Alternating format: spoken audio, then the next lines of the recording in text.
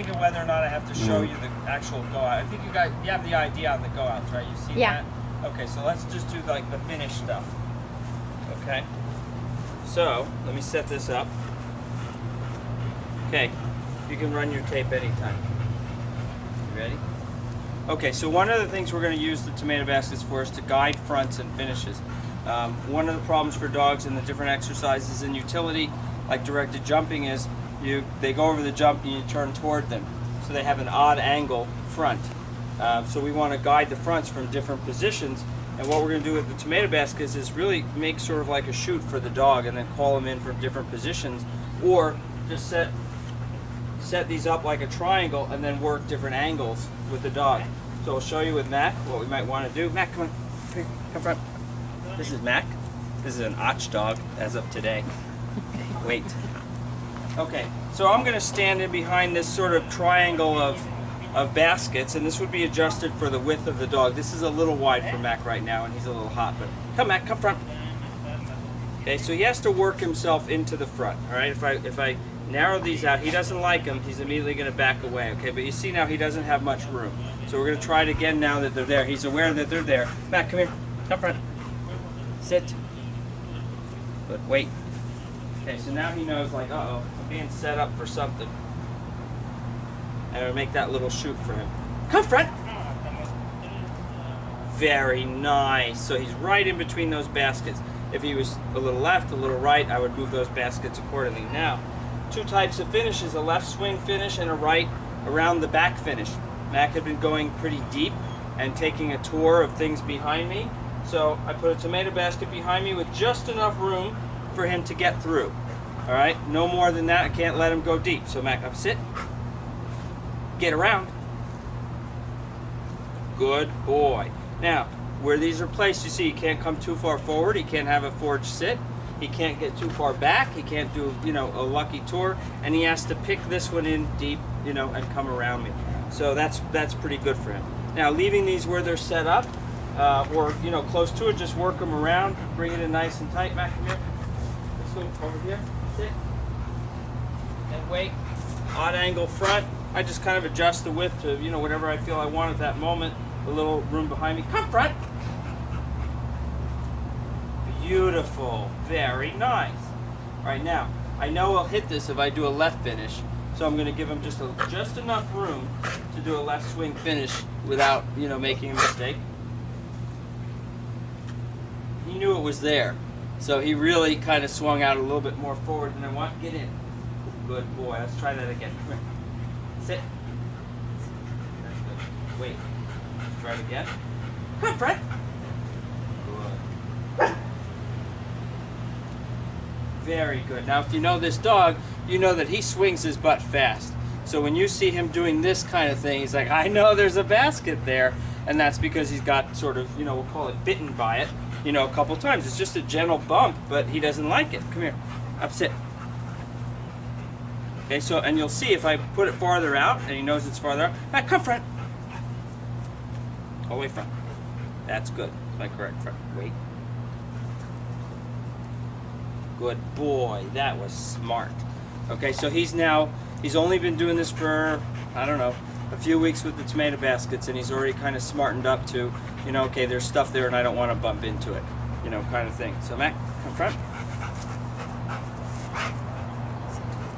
All right, so guiding him in, let's say end of a moving stand, which is something else he's had difficulty with. He has been going just a little bit wide. So, pick how many baskets you want and where you want them. In his case, I'm practicing right now with 5. But this would be like for 3, I would do it like this and say, get around. Close. So you see how tight in? He's really sort of picking his movement. We'll extend it a little bit now. Okay. And I guess we have to leave this in the sunny part, Brian? Yes? Okay, wait. And so what you usually see me doing a moving stand in practice is I'll start with the dog.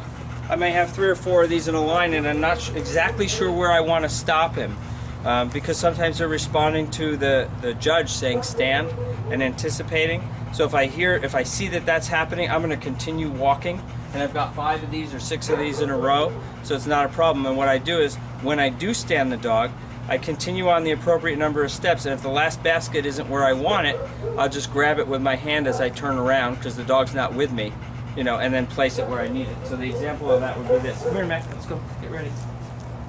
Come on, get ready, let's go. You know, hope, hop, get in. Are you ready? Ready, strut, come close. Good. Are you ready? Ready, strut. Stand. Grab the basket, go to where you want to go, turn, and put the basket behind you if the problem is a deep finish. You know, or in his case, the bigger problem is the arc. So there it is. Get around. Great. Why he didn't do that in competition today, I don't know. Had he done that in competition today, he probably would have been first. But that's bad. Okay, get in. All right, so basically anywhere you have an arcing problem, anywhere you have a positional problem, you can use more obvious stuff to begin with, and then fade out to the tomato basket. It becomes your great fade out tool. This is heavy. All right. So if I'm sending for articles, let's say, and I want him to come in front and then go out to articles, back, come here, get in, sit. I might do the send, where I do my turn to the articles, and then I teach the dog come in this way, come around the bin, go out, the rest of the way, and then he's at the articles, okay? Well, obviously I'm not going to have a big giant bin in the ring, so I've got to get rid of this. How do I get rid of it? I fade it out. And by fading it out, I mean we're going to use the tomato baskets, in that way. All right, come here, Mike. Up, sit. I don't know whether he'll jump him without a jump, but we'll see. He really doesn't like them, which is good. That's what we want. So simulating the broad jump, we're going to use this one. He had a shoulder injury. The biggest problem, I think, is going to be to guard against that kind of repetitive motion injury in the broad jump. Working the broad jump both sides. Come here, let's get ready. Up. Sit. Good, wait. So, he'd normally be pretty far back. If I leave him there, I come to my position, which would be 2 feet off of the end of the broad jump, probably about here. Good boy. Okay, so you see how he worked around the basket. Now, just for illustration purposes, let's see what happens without the basket. Probably he's going to turn immediately, or if we're lucky and the training has really taken hold, he'll take that extra step. But they tend not to take the extra step because they want to get right to you in front and get a treat or praise. Come on, let's get ready. Get in. Good. That's it. Wait.